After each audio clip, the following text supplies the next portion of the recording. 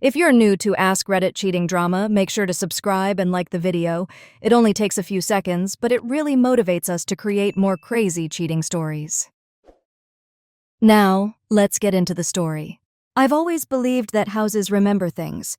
They hold on to echoes, even after the voices have long disappeared. The creak in the hallway, the way the wind presses against the windows in winter, it all feels heavier when you're trying to forget something you can't even name. That night, the house was impossibly quiet, the kind of silence that doesn't come with peace, but with the feeling that something is watching, waiting. Rain tapped lightly against my window like fingers. My mother had left earlier that morning for a 2-day conference out of town. She kissed me goodbye and told me not to forget to water her plants. She smiled. I nodded. Neither of us imagined that smile would be the last thing anchoring me to safety. I was in my room, curled up under a blanket, pretending to read. My eyes kept glancing at the door, not because I expected anyone, but because I'd grown used to the sound of his footsteps. Daniel, my stepfather, my mother's second husband, the man who everyone admired, calm, collected, generous, the kind of man who could charm a room without raising his voice. I used to think he was kind. For a while, I even liked him. He helped me with my college applications, fixed the shelf in my room when it leaned too far forward, remembered how I liked my coffee. But lately, things had changed. It started subtly. He began to knock on my door late at night, asking harmless things. Is the Wi-Fi working for you? Or do you want tea? Sometimes he didn't knock. That night, the doorknob turned with a soft click. I didn't say anything. I couldn't. He stepped inside, a faint smile on his face, carrying a folded blanket in one arm. "It's cold tonight," he said, like that explained everything. I nodded, barely breathing. He placed the blanket at the foot of my bed but didn't leave. Instead, he sat on the edge of the bed and looked around the room like he'd never seen it before, like he was memorizing it. His eyes paused on me for too long. "You remind me of your mother at that age," he said softly. The words made my stomach tighten. I forced a smile, a polite, practiced one, and stared at the book in my lap, though I hadn't turned a page in 20 minutes. Eventually, he stood up. "Sleep well, sweetheart." He left without closing the door. And just like that, the air in the room changed. It didn't feel like mine anymore. That was the beginning. The part I didn't know was a beginning. The part where I still thought maybe I was imagining things. It's strange how easily you can start questioning your own reality. The morning after that night, I told myself it was nothing. He brought me a blanket. He was being thoughtful. That's what good stepfathers do, right?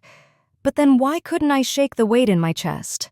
Why did the air still feel thick, like something had happened, or was about to? At breakfast, Daniel poured coffee into my favorite mug, the one with chipped edges and a fading constellation print. He pushed it toward me with a smile. His wedding band clicked faintly against the ceramic. "You look tired, Lena. Bad dreams?" I looked up, startled. He was stirring his own cup slowly, watching me over the rim like he already knew the answer. "No," I said too quickly. "Just couldn't sleep." His smile widened, but he said nothing. It wasn't the first time I'd felt off around him, but that week, everything began to sharpen. I started noticing moments I had once brushed aside, the way his eyes lingered just a second too long when I wore shorts around the house, the way he always seemed to appear when I was alone in the kitchen or walking from the bathroom in my towel. Once, I caught him watching me through the hallway mirror. He didn't look away. Still, there was nothing I could point to, nothing I could say out loud that wouldn't make me sound paranoid. I convinced myself he was just being present, attentive. My friends often joked that I was lucky. Most stepfathers were cold or distant, but mine cared. He asked questions about my classes. He knew my favorite authors. He once bought me a poetry book just because it reminded him of me. At the time, I thanked him. I even smiled, but something had shifted. He no longer felt like someone filling a father-shaped void. He felt like someone circling a line he knew I was too afraid to draw. And the worst part? There was a flicker, just a flicker, of something in me that didn't just fear the attention. It craved to be seen, and that terrified me more than anything else. I tried to talk to my mother once. It was a Tuesday evening. She was cooking, one hand stirring the pot, the other holding her phone between cheek and shoulder, updating someone from work about a client's deadline. The kitchen was warm, filled with the smell of garlic and basil, and for a brief moment I imagined a version of myself who could just blurt it out. "Mom, something feels wrong. I don't know how to say it, but I think Daniel—" But the words stopped at my throat like splinters. She looked so happy. She was humming to a song on the radio, smiling into the steam rising from the pan. Her happiness was fragile, thin. I could see that now. It clung to her like foundation makeup. Beautiful, but easily cracked. So I stayed silent. I picked up a tomato and began slicing it too carefully, too slowly, pretending I wasn't drowning just 3 feet away from her. I began to study her face at dinner, trying to figure out if she saw what I saw, if she ever noticed the way Daniel looked at me when she wasn't looking, if she ever felt the chill in the room after he left, but she was always so grateful. Grateful that Daniel had saved her from the loneliness, grateful that I had adjusted so well, grateful for a home that finally felt complete again.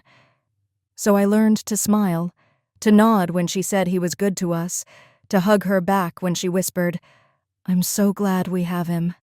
And then there was the worst question of all, the one I asked myself at 2 a.m. in my locked room. What if she wouldn't believe me? Or worse, what if she did, and still chose him? So I stopped trying. I began to drift. At school, I avoided my friends. I skipped lunch to sit in empty classrooms. I told my professors I was fine when they asked about the change in my work. I lied so easily it scared me. I became a ghost in my own body, a version of myself that only existed in the spaces between fear and silence. And Daniel? He noticed. He noticed everything. It was a Friday, late November, the kind of night that presses against the windows like a held breath. The wind was howling low and constant, like something ancient pacing outside the house. The power had gone out around 8. A blown transformer, the neighborhood group chat said. I lit a candle in my room and tried to read, but my hands wouldn't stop shaking. I'd grown used to locking my door at night, but that evening, in a moment of absent-mindedness or maybe self-sabotage, I didn't. I told myself I wouldn't sleep. I told myself he wouldn't come. The light flickered. My reflection in the mirror looked pale and uncertain, like a version of me I didn't recognize, someone softer, weaker. The kind of girl who lets shadows settle in her room and doesn't fight them. It was some time past 10 when I heard the familiar creak of the hallway floorboards, the sound I had memorized, the sound I had learned to fear. Then the doorknob turned, slow, unhurried. I didn't move, didn't breathe. Daniel stepped into the room, holding a flashlight and that same folded blanket he always brought on cold nights, like it was a ritual. "Power's still out," he said gently. "Didn't want you to be scared." His voice was low, soothing, practiced. I nodded, lips pressed tightly together. He walked in without asking and sat on the edge of my bed, placing the blanket down like an offering. The light cast long, flickering shadows on the walls. He looked around my room.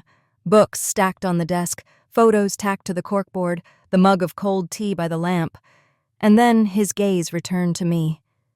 "You've grown up so fast, Lena," he said softly. I felt the burn of that sentence all the way down my spine. I wanted to scream, to cry, to vanish. But my body did none of those things. It stayed still, like prey. I didn't know if it was fear or habit or the twisted need to not make a scene, to keep everything looking normal. "You remind me of her," he continued, his eyes heavy on me, "but quieter, softer." My hands were clenched beneath the blanket, nails digging into my palms. I looked down, avoiding his eyes. He reached out, slow, gentle, and tucked a strand of hair behind my ear. "It's okay," he whispered. But it wasn't. It wasn't okay. It would never be okay. He stayed only a few minutes. He didn't touch me beyond that. He stood up, told me to get some sleep, and walked out as quietly as he came. But something irreversible had happened. It wasn't what he did. It was what he almost did, and how close I had come to letting it happen, because silence was easier than confrontation, and fear had eaten away my voice. When the door clicked shut behind him, I stared at it for a long time. I didn't cry. I just lay there, wide-eyed, frozen beneath the blanket he had brought, with the distinct and suffocating awareness that my body no longer belonged entirely to me. In the days that followed, everything looked the same. The kitchen still smelled like coffee in the morning. The sun still spilled through the hallway windows at 9 a.m. sharp. My mother still asked me how I slept, kissed my cheek, and reminded me to eat before class. And I answered like I always did. "I'm fine, Mom." But inside, I was unraveling. I began questioning whether anything had really happened at all. He hadn't touched me. Not in a way I could point to, not in a way the world would accept as proof. He hadn't even raised his voice, hadn't threatened me, hadn't forced me, so what was I accusing him of? Sometimes I told myself I imagined it, that it was all in my head, a side effect of too much stress, too little sleep, too many lonely nights. But then I'd remember the way he looked at me, the warmth in his voice that didn't feel fatherly, the way he entered without knocking, like he knew I wouldn't stop him. And worse, the way I hadn't. That was the part that kept me awake at night. Not what he did, but what I didn't do. Why didn't I push him away? Why didn't I scream? Why did I just sit there, mute, pretending my skin wasn't crawling? I began to wonder if I was somehow complicit, if my silence made me responsible. That maybe, by not saying no, I had said yes. I knew that wasn't how it worked. I knew that. But knowledge is a cold comfort when guilt is whispering your name. I started locking my door again, double-checking it every night. I pushed furniture in front of it once. He never mentioned it. He just smiled like always, poured my coffee like always, asked about my classes like always, and I answered like always. But every conversation with him felt like walking across a frozen lake. Beneath the surface, something dark, moving, waiting for a single crack. At school, I wore layers even when it was warm. I felt safest in oversized jackets, clothes that buried my shape. I skipped 2 classes in a row, then 4. I stared at emails from professors and deleted them without reading. I couldn't concentrate. Not on papers, not on people, not on anything. I started having dreams where I opened my mouth to speak, and no sound came out. In some of them, he was there, standing behind me, smiling, just smiling, just... I told myself if it happened again, I'd stop it. I'd run. I'd tell someone. But nothing happened, and that was almost worse. Because silence isn't safety. Sometimes silence is the space where things rot and multiply, where they take root inside you. And they were growing inside me. Quietly. Viciously. Unseen. It happened quietly. There was no screaming. No slammed doors, no dramatic confession. Only stillness, too still for a home meant to hold warmth. It was late afternoon on a Sunday, the kind of day that slips between your fingers, sunlight soft, the hours quiet.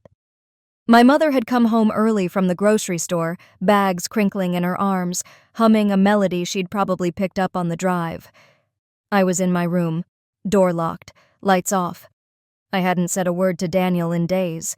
I passed him like a stranger in the hallway, never meeting his eyes. He didn't comment. He didn't need to. Silence had become our shared language. That day, I must have forgotten to turn the lock. I was sitting on the floor, back against my bed, knees pulled to my chest. Just breathing. Just trying to stay in my body. And then, his voice, right outside the door. "Lena?" A soft knock. Too familiar. "Your mom's out back. I just wanted to check on you." I didn't answer. I didn't move. The knob turned halfway, then paused. And then, before I could even speak, before I could find the strength to get up, "What are you doing?" Her voice, not mine, not his, hers. My mother. She had come inside without him hearing. She was standing behind him. I could hear it in her tone, confusion laced with something sharper, colder. The question held no accusation yet, just the sharp edge of realization. There was a silence so pure it rang in my ears. "I was just checking on her," he said too casually. "She's been quiet lately." Another pause, and then my mother's voice again, this time lower, closer to the bone. "Why is the door open?" I don't remember what happened after that in exact sequence.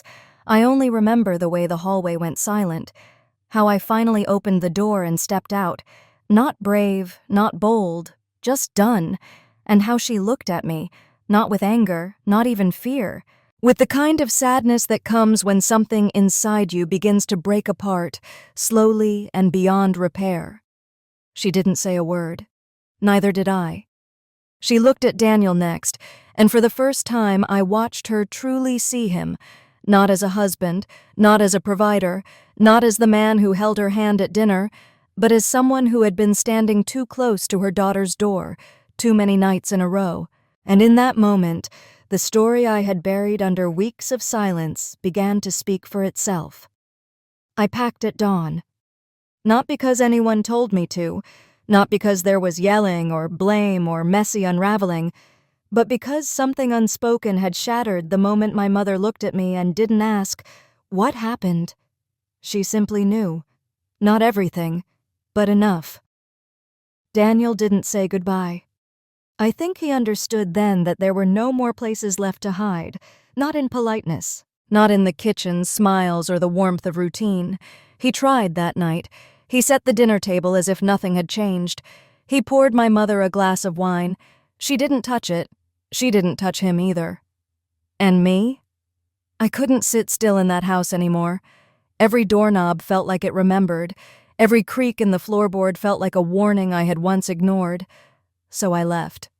A single suitcase, my laptop, a notebook I hadn't written in for weeks. I didn't have a plan, but I didn't need one. I just knew I couldn't stay. My mother stood at the door, eyes rimmed red, saying nothing. There was so much I wanted to say. Why didn't you notice?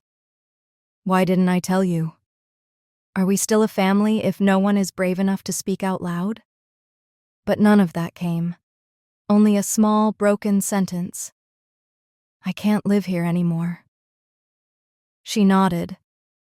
And maybe that was the first real answer I'd gotten in weeks. Now, in a dorm room 2 towns away, I sleep with the door locked, not out of fear, but out of habit. I drink too much coffee.